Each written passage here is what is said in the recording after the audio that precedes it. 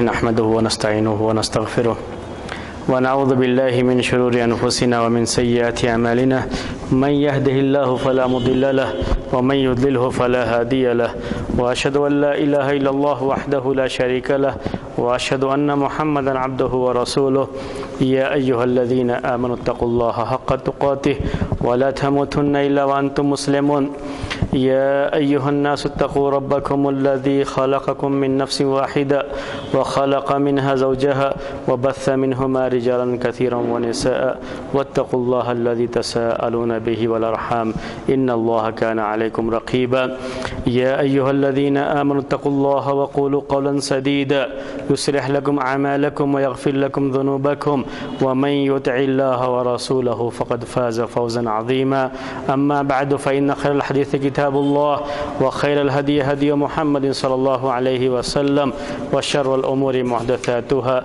وكل محدثة بدعة وكل بدعة ضلالة وكل ضلالة في النار. محترم بھائیو، بات آپ کے سامنے جو علوم قرآن کے بارے میں چل رہی تھی، تو علوم قرآن سے متعلق جو اہم باتیں تھیں وہ آپ کے سامنے آ چکی تھیں، اور مسئلہ تھا تفسیر قرآن کا، قرآن کی تفسیر کے تعلق سے. تو قرآن کی تفسیر کے بارے میں جو اہم باتیں ہیں ان کو پیش کرنے سے پہلے ایک اہم مسئلہ ہے، وہ ہے کہ تعلم قرآن پر یا تعلیم قرآن پر اجرت لینا.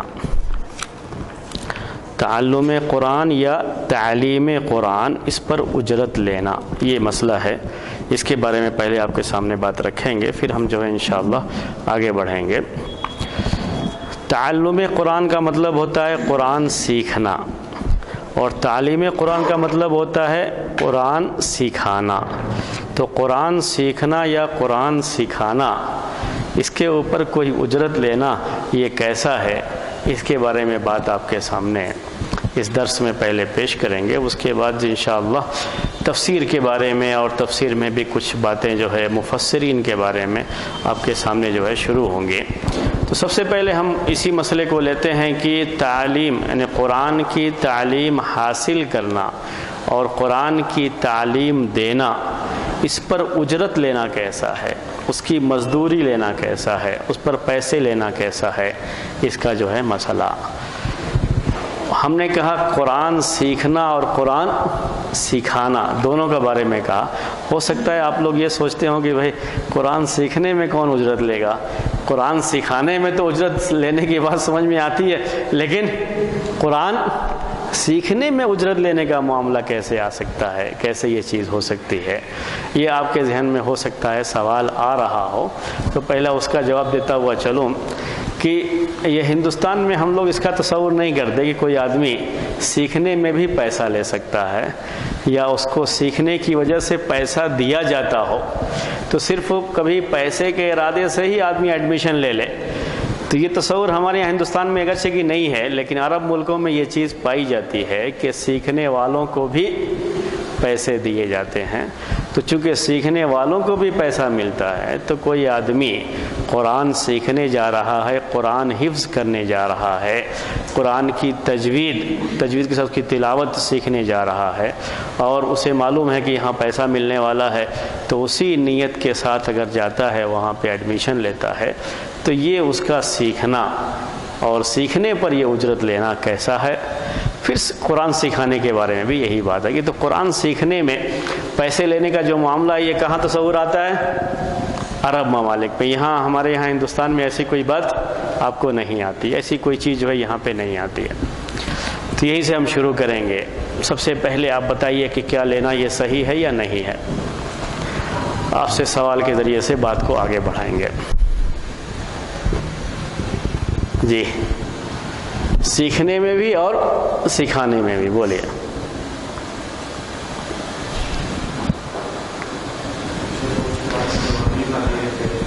ہاں جی ہاں، جی ہاں، جو قرآن پڑھیں گے اور لوگوں سے مانگیں گے. جی، حدیث آتی ہے یہ، اور وہ حدیث اس قابل ہے کہ اس کو دلیل کے طور پر پیش کر سکتے ہیں. جی، تو اس لحاظ سے آپ کہنا چاہ رہے ہیں کہ قرآن سیکھنے یا سکھانے میں کسی سے اجرت نہیں لینی چاہیے. ہاں ٹھیک ہے، بولیے صاحب، بولیے کیا. ہاں آپ اس کو بہتر سمجھتے ہیں، ہے نہیں؟ ہاں ہاں بھائی، اسی حدیث کی روشنی میں یہ کہیں گے یا نہیں کہیں گے؟ کہہ سکتے ہیں یا نہیں کہہ سکتے. جی چلیے، وہ اس کو مان لیتے ہیں.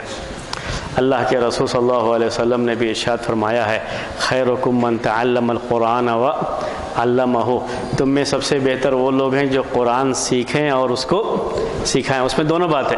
تعلم کہتے ہیں سیکھنے کو، تعلیم کہتے ہیں سکھانے کو، دونوں جو ہے معنی اس کے اندر. تو خیرکم من تعلم القرآن وعلمہ، یہ تو بہت مشہور حدیث آپ سنتے رہتے ہیں کہ سب سے بہتر وہی ہے جو قرآن سیکھے اور لوگوں کو سکھائے. لیکن اس حدیث میں جو قرآن کے سیکھنے اور سکھانے کی بات کہی گئی ہے وہ دونوں بہرحال بلا اجرت ہی ہے. فضیلت کی جہاں تک بات ہے تو یہ فضائل اسی شکل میں آتے ہیں جب آدمی اس کی اجرت نہیں لیتا ہے، تو اس کی بڑی فضیلت ہوتی ہے. اور لوگوں میں سب سے بہتر آدمی وہی مانا جائے گا جو لوگوں کو قرآن سکھائے بھی اور قرآن سیکھے اور لوگوں کو سکھائے بھی. تو اس میں کوئی شبہ کی گنجائش تو نہیں ہے. لیکن جہاں تک مسئلے کی بات ہے، اجرت لینا اور اجرت نہ لینا، جہاں تک مسئلے کی بات ہے تو اس سلسلے میں لوگوں نے 3 باتیں، لوگوں کے 3 قول ہیں، 3 باتیں لوگوں نے پیش کی ہیں اس سلسلے میں. وہ تینوں باتیں پہلے آپ کے سامنے فقہی مسئلے کے طور پر پیش کرتے ہیں. یہ فقہی ایک مسئلہ ہے، اس کو پیش کرتے ہیں، ان کے دلائل بھی پیش کر دیں گے آپ کے سامنے. سب سے پہلا قول یہ ہے کہ نہیں لینا چاہیے، اور یہ خالص اللہ کے لیے، اللہ کی رضامندی کے لیے کام کرنا چاہیے. اور اس میں کسی بھی انسان سے کوئی چیز نہ مطالبے کے طور پر لینا چاہیے. اگر کوئی ویسے دیتا بھی ہے تب بھی نہیں لینا چاہیے، کسی سے کچھ بھی قبول نہیں کرنا چاہیے. یہ قول ہے جو بہت ہی تشدد کے ساتھ ہے.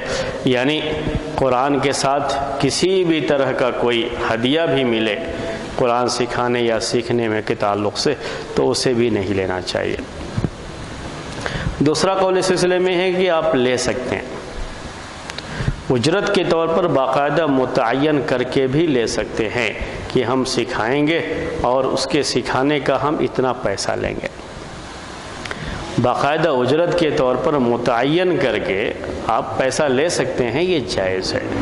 اور تیسرا اس سلسلے میں تیسری رائے یہ ہے کہ بہتر تو یہ ہے کہ آپ کچھ بھی متعین نہ کریں، لیکن جو پڑھ رہے ہیں یا جن کے بچے پڑھ رہے ہیں یا دوسرے لوگوں کی طرف سے، جو پڑھ رہے ہیں ان کی طرف سے نہیں، دوسرے لوگوں کی طرف سے آپ کو اس کی وجہ سے کچھ دیا جاتا ہے ہدیے کے طور پر، تو آپ اسے قبول کر لیں. لیکن باقاعدہ اس سلسلے میں متعین کوئی چیز نہ کریں، ان سے کوئی اس طرح کی بات چیت نہ کریں.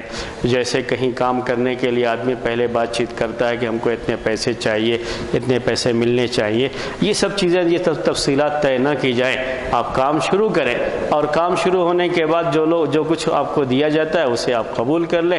یہ جو ہے 3 رائے پیش کی گئی ہیں. تو ہدیے کے طور پر قبول کرنے کی بات، اور ایک بات ہے اجرت کے طور پر قبول کرنے کی بات، اور ایک بات ہے کہ سرے سے کچھ بھی نہیں لینا چاہیے، چاہے کوئی پڑھنے والا ہو چاہے کوئی پڑھانے والا ہو. اس سلسلے میں وہ کچھ بھی قبول نہ کریں. یہ 3 باتیں جو ہے پیش کی گئی ہیں اس سلسلے میں. اب آپ بتائیے، میں سب سے پہلے جو لوگ اجرت لینے کی بات کرتے ہیں ان کی دلیل کیا ہے وہ پیش کر دیتا ہوں. اجرت نہ لینے والی بات تو آپ کو خود بخود سمجھ میں آ گئی ہوگی کہ یہ اللہ تعالیٰ کے لیے کام ہے، اللہ تبارک و تعالیٰ کو خوش کرنے کے لیے. اور سب سے بہتر آدمی، بڑا اجر ملے گا اس کو جو آدمی قرآن سیکھتا ہے یا لوگوں کو سکھاتا ہے، اس کو بڑا اجر ملے گا. تو اجر والا یہ کام ہے، اجر والے کام کو اجرت کے لیے نہیں کرنا چاہیے. تو وہ بات تو آپ کو سمجھ میں آ رہی ہے. لیکن جو لوگ کہتے ہیں اجرت لے سکتے ہیں، ان کی دلیل کیا ہے اس سلسلے میں؟ مین وہی چیز ہے ہمارے لیے. وہ ان کی دلیل یہ ہے کہ اللہ کے رسول صلی اللہ علیہ وسلم کے زمانے میں ایک مرتبہ صحابہ کی ایک جماعت گئی ہوئی تھی، اور وہاں پہ معاملہ یہ ہوا کہ انہوں نے مہمان نوازی کے لیے کہا تو گاؤں والوں نے مہمان نوازی نہیں کی تھی ان کے جو بھی اس زمانے میں ایک پریشانی تھی کہ اگر کوئی مہمان نوازی نہ کرے تو ہوٹل وغیرہ کا تو معاملہ تھا نہیں کہ ہوٹل پر جا کر کے کھانا کھا لیں گے، پریشانی ہے اگر کوئی خیال نہ کرے تو۔ اسی لیے ضیافت کے بارے میں، مہمان نوازی کے بارے میں احادیث میں آپ کو ایسی باتیں ملیں گی جس سے یہ ثابت ہوتا ہے کہ یہ واجب اور فرض ہے۔ یعنی ایسی احادیث ہیں مہمان نوازی کے بارے میں کہ بالکل جو اصول ہے، اصول فقہ، اس کے لحاظ سے اگر ہم دیکھیں تو وہ ایسی حدیثیں ہیں کہ اس سے بالکل وجوب کا پتہ چلتا ہے، یعنی یہ چیز واجب ہے، بالکل مہمان نوازی ضروری کرنا ہے۔ تو یہ اسی زمانے کا، اس کو تصور رکھیں آپ کہ اس میں اگر گاؤں والے کسی کی مہمان نوازی نہیں کریں گے تو مسافر بھوکا رہ جائے گا۔ ہوٹلوں کا انتظام نہیں تھا کہ لوگ ہوٹل میں جا کے کھا لیں گے، مہمان نوازی کرنا بہت ضروری ہوتا تھا۔ مہمان نوازی نہیں کی، لوگ کافی پریشان تھے، تو اللہ تبارک و تعالیٰ نے ان کے لیے انتظام کر دیا کہ اس گاؤں کے جو سردار تھے انہی کو ہی بچھو یا سانپ نے ڈس لیا، بعد میں رقیہ کرنے کے لیے ان کو لے جایا گیا۔ تو انہوں نے پہلے ہی شرط لگا دی تھی اور اس سلسلے میں انہوں نے اجرت لیا، باقاعدہ اجرت لے لی۔ بعد میں لینے کے بعد یہ خیال آیا کہ ہم لوگوں نے یہ صحیح کیا یا نہیں کیا۔ اللہ کے رسول صلی اللہ علیہ وسلم کے سامنے یہ بات رکھیں گے۔ آئے وہ لوگ اللہ کے رسول صلی اللہ علیہ وسلم کے پاس اور آپ کے سامنے بات رکھی تو آپ نے ان سے یہ بات کہی، ان احق ما اخذتم علیہ اجرا کتاب اللہ، کہ سب سے زیادہ بہتر اور مستحق اللہ کی کتاب ہے جس پر تم اجرت لے سکتے ہو۔ اور بہت ساری چیزوں پر تم اجرت لیتے ہو، لیکن اگر تم اللہ کی کتاب پر اجرت لیتے ہو تو یہ سب سے زیادہ بہتر ہے تمہارے لیے۔ تو یہ بات اللہ کے رسول صلی اللہ علیہ وسلم نے بیان کی، اس کی روشنی میں یہ بات کہی جاتی ہے کہ اجرت لینا یہ جائز ہے۔ وہاں مسئلہ رقیے کا تھا، رقیے پر انہوں نے اجرت لیا تھا، تو لیکن اللہ کے رسول صلی اللہ علیہ وسلم نے جو بات کہی اس میں اللہ کی کتاب کے تعلق سے، جو آخری بات میں نے آپ سے پیش کی کہ ان احق ما اخذتم علیہ اجرا کتاب اللہ، کہ سب سے زیادہ مستحق اللہ کی کتاب ہے کہ تم اس پر اجرت جو ہے لے سکتے ہو، اس کی روشنی میں یہ بات کہی جاتی ہے کہ اس میں ساری چیزیں آ جاتی ہیں۔ اگر کوئی شخص رقیے کے لیے کرتا ہے تو وہ چیز بھی آ جاتی ہے، اگر کوئی شخص یہی چیز قرآن سیکھنے اور سکھانے کے لیے کرتا ہے تو وہ چیز بھی اس کے اندر آ جاتی ہے۔ قرآن کی تحفیظ یعنی قرآن یاد کرانے کے لیے کرتا ہے، قرآن کو تجوید سے سکھانے کے لیے کرتا ہے، تو ساری چیزیں اس کے اندر آ جاتی ہے۔ اس پر اجرت لینا اس سے معلوم ہوا کہ جائز ہے۔ یہ ان کی دلیل ہے۔ بقیہ ہدیے والوں کو بھی اتنی دلیل کی ضرورت نہیں ہے، اور جو لوگ یہ کہتے ہیں کہ اجرت نہیں لینا ہے ان کو بھی دلیل کی اتنی ضرورت نہیں پڑتی ہے۔ زیادہ ضرورت دلیل کی کس کو پڑتی ہے اس میں؟ جو یہ کہے کہ اجرت لینا جائز ہے۔ ایسی احادیث بھی موجود ہیں کہ اللہ کے رسول صلی اللہ علیہ وسلم نے فرمایا، جیسا کہ انہوں نے ابھی بات آپ کے سامنے کہی کہ ایسی قومیں آئیں گی جو قرآن پڑھ کر کے لوگوں سے مانگیں گے۔ تم کس سے مانگو؟ اللہ سے مانگو، لوگوں سے نہ مانگو۔ تو وہ جو حدیثیں ہیں، جیسا کہ پتہ چلتا ہے ان حدیثوں سے، وہ قرآن سیکھنے اور سکھانے کے بارے میں تو نہیں ہیں، بلکہ یہ زیادہ جو ہے قریب معنی کے لحاظ سے وہ جو شکل بعد میں پیدا ہوئی مصر وغیرہ میں، مصر میں زیادہ یہ چیز تھی کہ لوگ وہاں قرآن سیکھنے سکھانے اور اس میں تجوید کے ساتھ پڑھنے، قرآن کی قراتوں کا یہ علم بڑا عام ہوا مصر میں، تو لوگوں نے اس کو کمائی کا ذریعہ بنا لیا کہ وہ لوگوں سے پیسہ حاصل کرنے کے لیے صرف قرآن پڑھتے تھے، صرف لوگوں سے پیسہ حاصل کرنے کے لیے قرآن پڑھا کرتے تھے۔ یہ شکل وہاں پیدا ہو گئی تھی، تو وہ شکل اس حدیث کے زیادہ قریب ہے کہ جیسے آپ نے سنا ہوگا، آپ نے اور دیکھا ہوگا ٹرین وغیرہ کا، جو لوگ آپ میں سے جن لوگوں نے ٹرین کا سفر کیا ہو، ٹرین کا لمبا سفر کیا ہو، تو کبھی دیکھا ہوگا ٹرین میں کہ کچھ آتے ہیں لڑکے لڑکیاں، وہ کچھ گانے گاتے ہیں، اس کے بعد لوگوں سے پیسے مانگنے شروع کر دیتے ہیں جو ہے۔ تو لمبا سفر جن کو کرنے کا اتفاق ہوگا وہ یہ دیکھیں گے ٹرینوں وغیرہ پر یہ چیز ہے۔ تو وہ شکل ہے اس حدیث کی کہ قرآن کی تلاوت کی، اس کے بعد لوگوں کے سامنے ہاتھ پھیلانا شروع کر دیا۔ تو قرآن پڑھ کر کے اس طرح سے لوگوں سے مانگنا، اس سے اللہ کے رسول صلی اللہ علیہ وسلم نے منع فرمایا ہے۔ لیکن کوئی شخص اجرت کے طور پر اگر اس کو لیتا ہے تو اس کے بارے میں وہ حدیثیں نہیں ہیں۔ تو خلاصہ اگر میں کرنا چاہوں اس پورے مسئلے کا تو یہی ہے کہ جو حدیث جو ہم نے پیش کی اجرت کے بارے میں، وہ حدیث بالکل صحیح ہے، اور دلیل بھی جو لی گئی ہے وہ دلیل بھی بالکل صحیح، یعنی دلیل لینے کا جو طریقہ ہے اصول کے لحاظ سے، اصول فقہ کے لحاظ سے، وہ طریقہ بالکل صحیح ہے، اور اس کے لحاظ سے یہ ہم کہہ سکتے ہیں کہ یہ اجرت لینا جائز ہے۔ لیکن پھر بھی بہتر یہی ہے کہ آدمی اجرت نہ لے اور اس کو خالص اللہ کے لیے کرے، اللہ کے لیے کام کرے، آخرت کے لیے کام کرے، اللہ کو راضی کرنے کے لیے کرے، یہ بہتر شکل ہے اس کی۔ لیکن اگر اس کی ضروریات ہیں اور اس کے لحاظ سے وہ اپنی اجرت متعین کر کے لیتا ہے تو میرے نزدیک یہ زیادہ بہتر ہے اس بات سے، متعین کر کے لینے کی بات کر رہا ہوں آپ کو۔ اگر کوئی شخص اجرت متعین کر کے لے لیتا ہے جتنی اس کی اجرت بنتی ہے، میرے نزدیک یہ زیادہ بہتر ہے اس آدمی کے مقابلے میں جو اجرت متعین تو نہیں کرتا ہے لیکن بہت زیادہ اس کا جو ہے طلبگار ہوتا ہے، لوگوں کے سامنے جو ہے اپنی ضروریات بار بار ظاہر کرنا، اپنی ضروریات کے لحاظ سے پیسے لیتے رہنا، مانگتے رہنا لوگوں سے، یہ اس سے بھی بری شکل ہے۔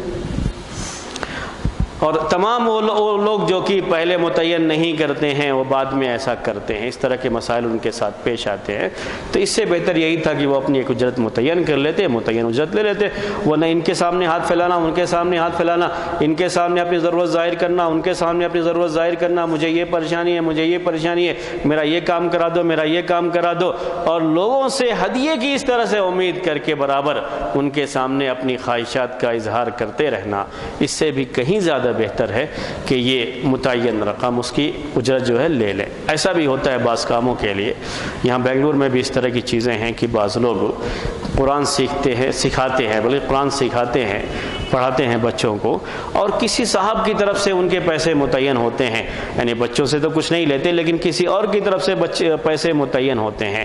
اکثر یہ لوگ اپنے کام میں مخلص نہیں ہوتے ہیں۔ کیوں مخلص نہیں ہوتے ہیں؟ کہ پیسہ کہیں اور سے ان کو آ رہا ہو تو آتا ہی رہے گا، وہ پڑھا رہے ہیں نہیں پڑھا رہے ہیں ان کو اس سے کوئی زیادہ مطلب نہیں ہوتا، وہ بالکل سرکاری اسکول میں جس طرح سے تعلیم ہوتی ہے ویسے ہی وہ بچوں کو تعلیم دیتے ہیں۔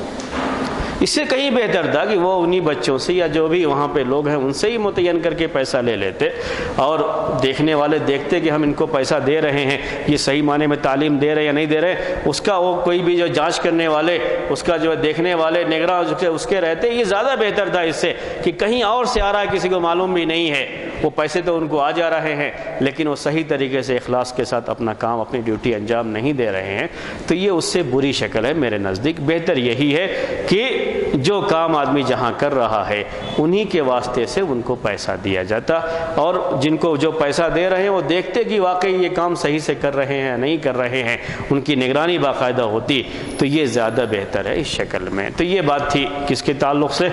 قرآن سیکھنے یا قرآن سکھا کر کے اجرت لینے میں یہ معاملہ ہے۔ اگر آپ کے ذہن میں کوئی سوال ہو تو آپ سوال کر سکتے ہیں آگے بڑھنے سے پہلے، اس مسئلے کے بارے میں خاص طریقے سے کہ قرآن سیکھنے اور سکھانے میں اجرت متعین کر کے لینے میں کوئی حرج نہیں ہے، حدیث سے یہ دلیل نکلتی ہے۔ جی، سیکھنے کے لیے پیسہ لینے کا سسٹم کیسے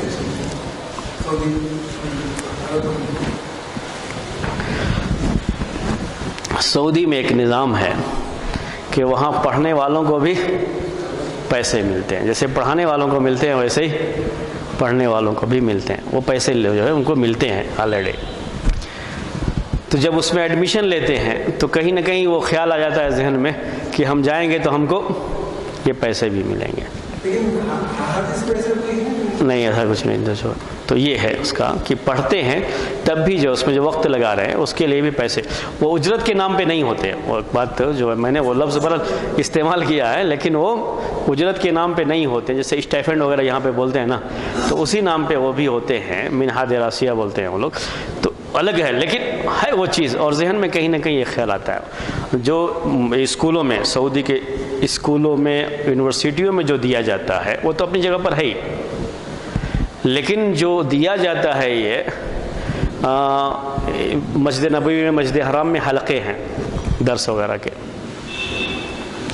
اس میں تجوید کے بھی حلقے ہوتے ہیں، حلقے باقاعدہ، یعنی اور ایک مدرس ہوتا ہے اس کے جو حلقے ہوتے ہیں، وہ پیسے ان کو کہیں سے آتے ہیں، کہاں سے آتے ہیں مجھے یہ پتہ نہیں ہے، تو وہ بھی مدرس بھی جو آتے ہیں پڑھنے کے لیے ان کو دیتے ہیں مہینے میں، پڑھنے والوں کو مکافہ کے نام سے، آپ کو آنے کا جو ہے یہ مکافہ ہے، آپ جائیں گے تو ملے گا آپ کو۔ جامعہ اسلامیہ میں بھی، مدینے میں بھی جو وہ بچے پڑھتے ہیں تو ان کو بھی مکافہ دیا جاتا ہے، مکافہ بولتے ہیں وہ لوگ، یعنی منحہ دراسیہ کہہ لیجیے، کہ اسٹائفنڈ کے لیجیے، کچھ بھی کہہ لیجیے آپ، ان کو ملتا ہے مہینے مہینے، لیکن وہ حاضری پر ہی ملے گا،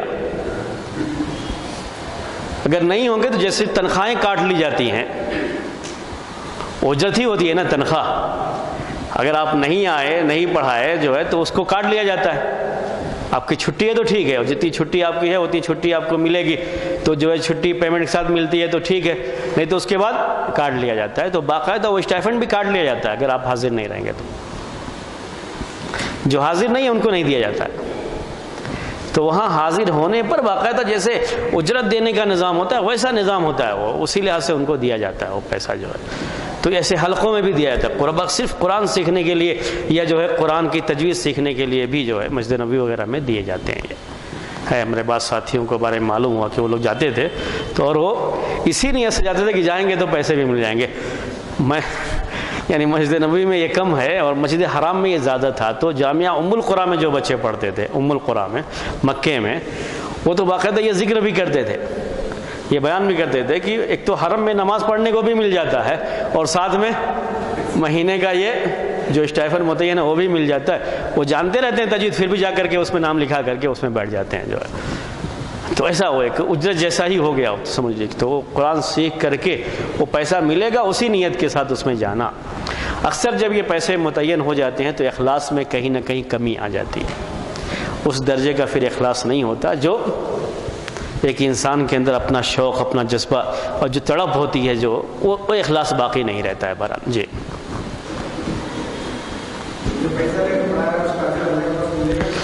ابھی ایک الگ مسئلہ دیکھیں، ابھی بھی ایک اچھا سوال ہے یہ، اور یہ بات مجھے بیان کرنی چاہیے تھی۔ ایک مسئلہ یہ بھی کہ ابھی ایک مسئلہ پھر یہ آتا ہے کہ اگر کوئی شخص پیسہ لے کر کے کوئی دینی کام کرتا ہے، پیسہ لے کر کے کوئی بھی دینی کام، یہ صرف قرآن سیکھنے اور سکھانے کی وجہ سے امامت کرنا ہے، اذان دینا ہے، مسجد کی خدمت کرنا ہے، مسجد کے بارے میں لے لیجئے، اور جو ایسے ہی دین کی تعلیم، اور بھی تعلیم بہت ساری جو ہیں دین سکھانے کے بارے میں، صرف قرآنی کی نہیں، یہ سارے کام اگر کوئی شخص کرتا ہے اور اس کا پیسہ لیتا ہے، اس کی اجرت لے لیتا ہے، تو کیا اللہ تعالیٰ کے یہاں اس کو اجر ملے گا یا نہیں ملے گا؟ یہ ایک سوال ہے۔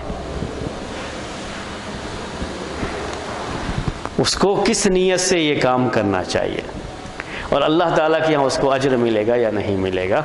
اس کے بارے میں ابن رجب حنبلی رحمۃ اللہ علیہ نے وہ جو جامع العلوم والحکم ہم کتاب شروع کیے ہوئے ہیں، اور اس میں نیت والی حدیث کے بعد ہم حدیث جبرائیل میں ہی رہ گئے ہیں ابھی تک، تو انشاءاللہ وہ پوری کتاب بھی ہوگی۔ تو اس کتاب میں انہوں نے لوگوں کی 3 قسمیں بیان کی ہیں، لوگوں کی 3 قسمیں بیان کی ہیں۔ پہلی قسم لوگوں کی یہ ہے جو صرف اور صرف دنیا کے ارادے سے یہ کام کرتا ہے، صرف دنیا، اس کا ارادہ صرف دنیا ہے، دنیا کے لیے کرتا ہے، مجھے دنیا میں یہ چیز مل جانی چاہیے، مجھے یہ اجرت مل جائے، صرف اپنی اجرت کے لیے کرتا ہے کوئی شخص یہ کام۔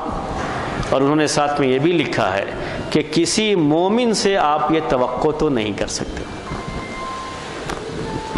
کسی مومن سے، صاحب ایمان سے ہم یہ امید نہیں کر سکتے کہ صرف دنیا کے لیے یہ کام، دین کا کوئی بھی کام صرف دنیا کے لیے کرے، دنیا حاصل کرنے کے لیے۔ تو کہا کہ ایسا شخص منافق ہی ہو سکتا ہے، کسی مومن سے ہم یہ توقع نہیں کر سکتے، تو اس کو تو آخرت میں کچھ نہیں ملنے والا ہے۔ جس کے سامنے صرف دنیا ہے اس کو آخرت میں کچھ بھی ملنے والا نہیں ہے۔ دوسری قسم ان لوگوں کی ہے جو صرف آخرت کے لیے کرتے ہیں، دنیا بھی ساتھ میں مل جائے تو یہ اللہ تعالیٰ کا فضل ہے، لیکن صرف آخرت کے لیے کرتے ہیں، یہ اصل مومن ہوتا ہے جو ہے، اور اس کو اللہ تعالیٰ کی اجر ملے گا، یقیناً ملے گا، اس میں کوئی۔ تیسری قسم ان لوگوں کی ہے جو دنیا کا بھی ارادہ رکھتے ہیں اور آخرت کا بھی رکھتے ہیں، یعنی آخرت میں اجر ملے گا اور دنیا میں اس کی اجرت بھی ملے گی، دنیا میں تنخواہ مل جائے گی یا سیلری مل جائے گی، اور آخرت میں اجر بھی ملے گا۔ دین کا کام ہے، اچھا کام ہے، ہم یہ کام کریں گے تو دنیا کا بھی فائدہ ہو جائے گا اور آخرت کا بھی فائدہ ہو جائے گا۔ اس نیت کے ساتھ اگر کوئی شخص کرتا ہے، اور ایک مومن کے اندر یہی نیت ہو سکتی ہے کہ ربنا آتنا فی الدنیا حسنہ وفی الآخرۃ حسنہ، کہ دنیا میں بھی اچھائی ہو اور آخرت میں بھی اس کے ذریعے سے اچھائی ہوگی۔ اس نیت کے ساتھ اگر کوئی کرتا ہے تو اللہ تعالیٰ کے یہاں بھی اجر ملے گا، جو اجر ہے وہ ملے گا، اور دنیا میں جو اجرت ہے وہ اجرت ملے گی۔ دنیا کی اجرت صرف دنیا میں اس کا کام چلنے کے لیے ہے، ورنہ صحیح معنی میں جو اس کا اجر ہے وہ اللہ تعالیٰ ہی کے پاس ہے، اللہ تعالیٰ، لیکن اس کا اجر اس کے اجر جیسا نہیں ہوگا جو صرف اللہ کے لیے کرتا ہے، جو دوسری قسم ہوتا ہے صرف اللہ کے لیے کرتا ہے، اس کے جیسا اجر تو نہیں ملے گا، لیکن اجر ملے گا اللہ تعالیٰ کے یہاں۔ جی یہ بات تھی۔ اس کے بعد ہم تفسیر کے بارے میں بات اب آپ کے سامنے جو ہے پیش کریں گے۔ یہ ایک مسئلہ پیش کرنے کے بعد تفسیر کا ایک مسئلہ جو ہے آپ کے تھوڑا کئی ہفتے دروس انشاءاللہ اس پر رہیں گے تفسیر کے تعلق سے، کہ تفسیر اور تفسیر کے آداب کیا ہیں، تفسیر کیسے ہونی چاہیے قرآن کی، اس کے اصول کیا ہیں۔ کچھ ایسے اصول ہیں تفسیر کے جو آپ لوگوں کے سامنے پیش نہیں کیے جائیں گے ابھی، اور اگر بعد میں تب تک آپ لوگوں کی عربی اچھی ہو جاتی ہے تو انشاءاللہ وہ بھی پیش کیے جا سکتے ہیں، لیکن فی الحال ابھی نہیں پیش کیے جائیں گے کیونکہ اس کا تعلق عربی زبان سے ہے۔ تو تفسیر کے کچھ قواعد ایسے ہیں کہ اس کا تعلق عربک لینگویج سے ہے، عربی زبان سے ہے، تو آپ کے سامنے بعد میں انشاءاللہ آئیں گے، لیکن فی الحال وہ قواعد جن کا تعلق عربی زبان سے نہیں ہے وہ آپ کے سامنے جو ہے آئیں گے۔ سب سے پہلے تفسیر کا یہ لفظ عربی زبان میں، تفسیر کا یہ لفظ کس سے بنا ہوا ہے؟ تفسیر لفظ کیا ہے؟ تفسیر۔ تفسیر بولیے کس سے بنا ہے یہ لفظ؟ جی ہاں، فسر یفسر تفسیر، فسر یفسر تفسیر۔ عربی زبان میں اس کو کہا جاتا ہے کہ یہ باب تفعیل کا مصدر ہے، یہ ایک باب ہے عربی میں، تو اس کا فعل ماضی آتا ہے فسر، فعل مضارع آتا ہے یفسر، اسی کا مصدر ہے تفسیر۔ اور اصل اس میں جو حروف ہیں جسے روٹ ورڈ آپ کہہ لیتے ہیں، ہم کہتے ہیں اس فعل کا مادہ وہ ہے فا سین را، فا سین را، فا سین را، فا سین را، فا سارا، فا سارا۔ عربی زبان میں یہ بعض مفسرین نے اس کے بارے میں یہ بات کہی ہے، یا اہل لغت نے بھی جو ہے یہ بات کہی ہے کہ یہ اصل میں ہے سافارا،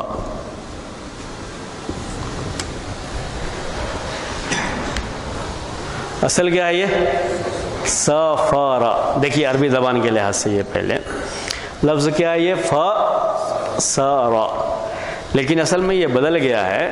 اس کی ترتیب کیا تھی؟ سین پہلے تھا سافارا، سافارا، فاسارا اور سافارا، یہ بعض اہل لغت کی، لیکن بعض اہل لغت کی بات یہی ہے کہ نہیں، فاسرہ یہی اصل ہے اور یہی لفظ عربی میں ایسے ہی استعمال ہے۔ عربوں کے یہاں بعض الفاظ کو ترتیب بدل کر کے بھی استعمال کرتے ہیں۔ میں آپ کو ایک دوسری مثال دیتا ہوں اس کی۔ یأسن، یأسن کے معنی نا امیدی، ہوپلیس، جو نا امیدی، یأسن نا امیدی، ہوپلیس، جو آدمی بالکل جو ہے کسی چیز کے بارے میں نا امید ہو گیا ہے، یہ یأسن کہتے ہیں۔ عربی میں اس کا فعل کیا استعمال کرتے ہیں؟ آئیسا،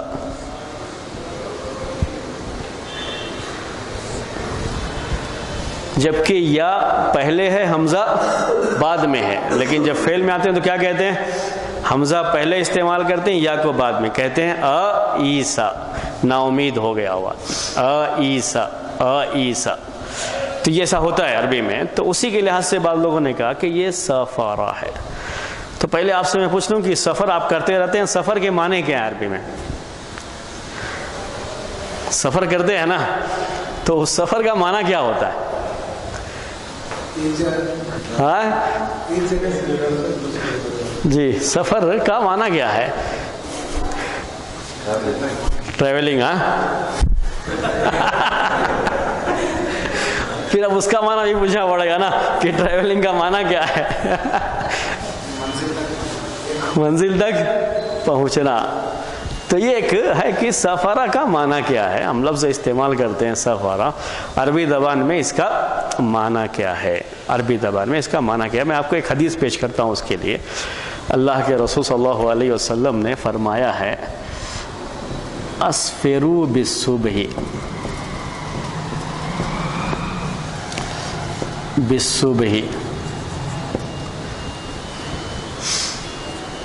فَإِنَّهُ أَعْظَمُ لِلْأَجْرِ، پوری حدیث ہے یہ، لیکن اس میں یہ لفظ آیا تو میں اتنا ہی پیش کر رہا ہوں۔ اسفروا بالصبح، صحیح حدیث ہے یہ ایک، اسفروا بالصبح۔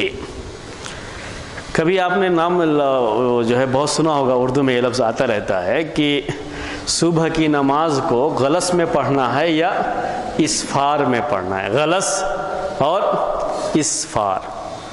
ہم جو فجر کی نماز پڑھتے ہیں کس میں پڑھتے ہیں؟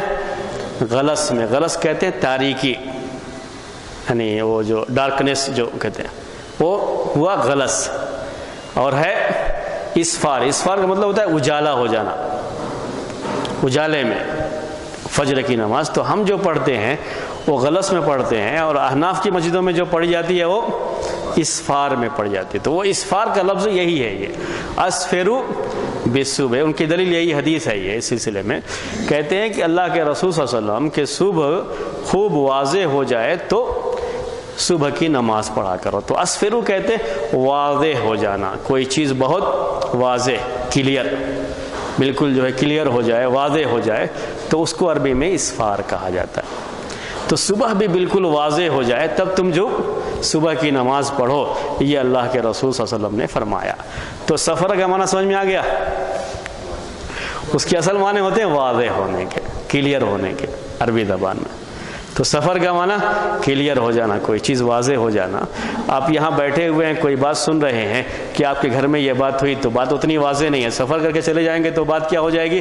واضح ہو جائے گی۔ تو سفر کے ذریعے سے آدمی بہت ساری معلومات حاصل کرتا ہے، اس سے چیزیں اس کے سامنے واضح ہو جاتی ہیں، سمجھ رہے ہیں نا؟ تو واضح ہونے کی جو بات ہے سفر میں، تو سفر کے اندر اصل واضح ہونے کا معنی ہے، یہ واضح ہونے کا سفر۔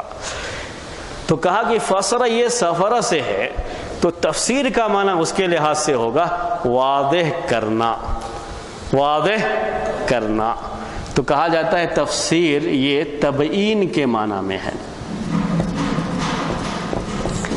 عربی میں ہی یہ دوسرا لفظ ہے، بینا یبین تبیین۔ تبیین کے معنی واضح کر دینا، کسی چیز کو بہت کلیئر کر دینا، واضح کر دینا، اس میں کسی طرح کی کوئی پریشانی باقی نہ رہے، اسی کو تبیین کہتے ہیں، اسی کو تفسیر کہتے ہیں۔ تو تفسیر کا معنی ہوا عربی زبان کے لحاظ سے کسی چیز کو واضح کرنا۔ جب ہم تفسیر القرآن کہتے ہیں تو تفسیر القرآن کا معنی ہوتا ہے قرآن کو واضح کرنا، قرآن کو واضح کرنا، قرآن میں کیا بات ہے اس کو واضح کرنا، کلیئر کرنا کسی کے سامنے، وہ بات لوگوں کے سامنے واضح شکل میں آ جائے کہ یہاں اس سے کیا مراد ہے، اس کا کیا مطلب ہے، وہ بالکل واضح ہو جائے، کلیئر ہو جائے، یہی تفسیر القرآن ہے۔ تو یہ واضح کرنے کا معنی کہاں سے آیا؟ یا تو ہم کہیں کہ فسرہ میں یہ معنی ہے، یا کہیں کہ یہ سفرہ سے لیا گیا ہے، اور سفرہ میں یہ واضح کرنے کا معنی ہے۔ تو اس لیے تفسیر کا معنی ہوتا ہے واضح کرنا، واضح کرنا، کلیئر کرنا کسی چیز کو۔ تو قرآن کو لوگوں کے لیے کلیئر کرنا، واضح کر کے پیش کرنا، اسی کو تفسیر کہا جاتا ہے، اسی کو تفسیر القرآن کہا جاتا ہے۔ تفسیر القرآن کی ضرورت کس کو ہے؟ قرآن کو واضح کرنا، کلیئر کرنا بالکل، اس کی ضرورت کس کو ہے؟ ہاں سب کو ہے یا جو ہاں سوائے نبی کے سب کو ہے؟ ایسے ہی ہے، بولیے۔ انہوں نے کہا سوائے نبی کے سب کو ہے، آپ سب لوگ موافق ہیں ان کے؟ ہاں سوائے نبی کے سب کو ہے قرآن کی تفسیر کی ضرورت۔ صحیح کہہ رہے ہیں سب لوگ؟ ہاں ان سے ایگری، بالکل جو کہہ رہے ہیں صحیح۔ ہاں میں کہہ رہا ہوں کہ نبی کو بھی ضرورت ہے، کس کو اور شامل کر لیں؟ نبی کو بھی شامل کر لیں، اور کیا کہیں؟ نبی کو بھی ضرورت ہے، سب کو ضرورت ہے، اس کو ان کو بھی شامل کر لیں۔ قرآن اللہ کا کلام ہے، اللہ کے اس کلام میں کیا بات ہے وہ پہلے کس کو معلوم ہے؟ اللہ کو معلوم ہے۔ نبی کو بھی اگر معلوم ہے تو بولیے ہاں، وہ بھی اللہ کے ذریعے سے ہی نبی کو بھی معلوم ہے۔ اللہ تبارک و تعالیٰ نے نبی کو بتایا کہ یہاں میرا مطلب یہ ہے، یہاں اس لفظ کی تفسیر یہ ہے، تو نبی کو بھی معلوم ہوا، نبی کو بھی اس کا علم دیا گیا تو نبی کو معلوم ہوا، ورنہ یہ تفسیر، قرآن کی تفسیر صرف اللہ تبارک و تعالیٰ کو۔ یہیں سے یہ قاعدہ نکلتا ہے قرآن، سب سے پہلا قاعدہ قرآن کی تفسیر کا، کہ قرآن کی تفسیر کے جو درجات ہیں اس میں سب سے پہلے قرآن کی تفسیر قرآن سے کی جائے گی۔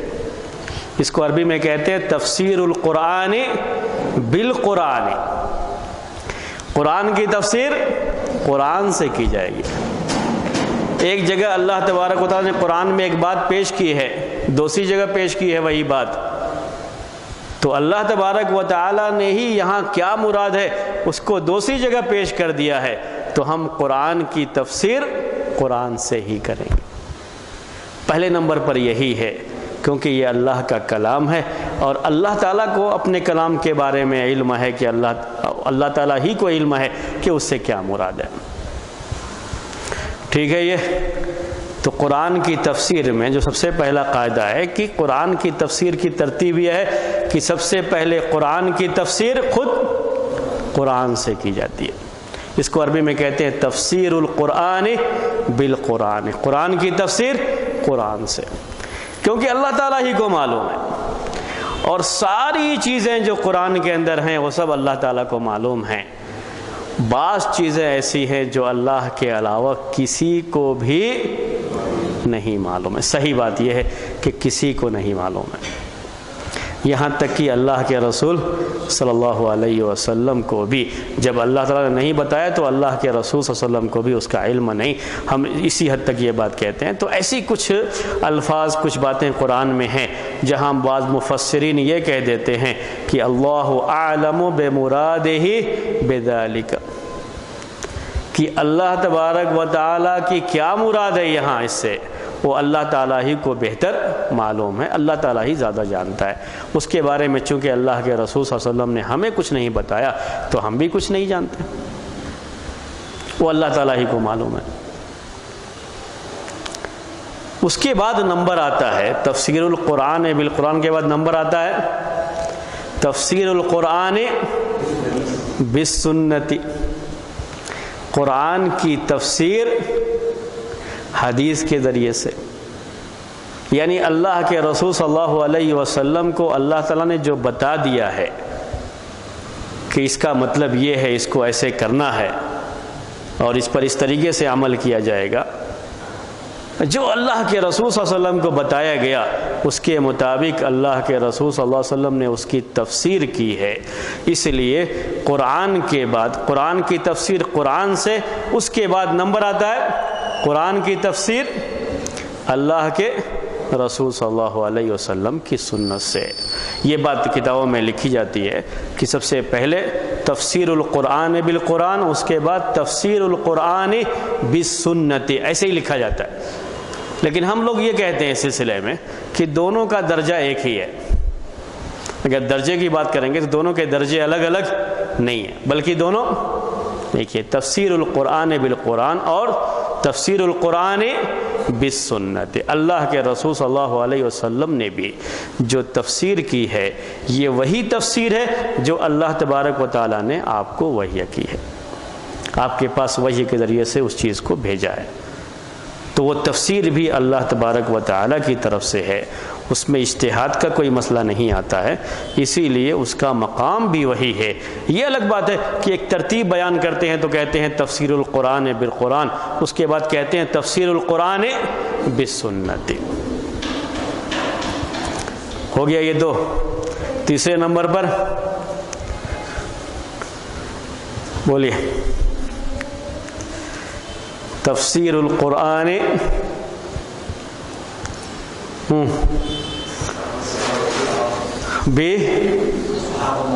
بے اقوال صحابت، یہ نہ کہیں گے بے اقوال صحابت، یعنی صحابہ سے جو تفسیر آئی ہے اس کا جو ہے تیسرے نمبر پر ہم اس کو رکھتے ہیں۔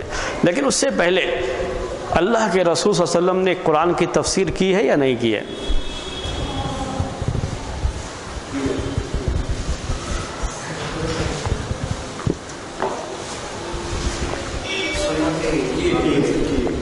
کی ہے۔ تفسیر کی کوئی ایسی کتاب آپ جانتے ہیں جو اللہ کے رسول صلی اللہ علیہ وسلم کی تفسیر کے نام سے پائی جاتی ہو؟ ہاں بولیے۔ ہاں نہیں، کوئی بھی تفسیر کی کتاب نہیں پائی جاتی ہے۔ جی، محدثین نے حدیث کی کتابوں میں جیسے بہت سے وہ کتاب بول کر کے لکھتے ہیں، وہ تو کہتے ہیں کتاب الایمان، کتاب العلم، کتاب الطہارہ، کتاب الصلاۃ، کتاب الصوم، کتاب الحج، کتاب الزکاۃ، کتاب البیوع۔ تو ویسے ہی صحیح بخاری پڑھیں گے تو اس میں آئے گا کتاب التفسیر، کتاب التفسیر، تفسیر قرآن کے بارے میں کتاب التفسیر۔ جامع الترمذی پڑھیں گے تو اس میں بھی آتا ہے کتاب التفسیر۔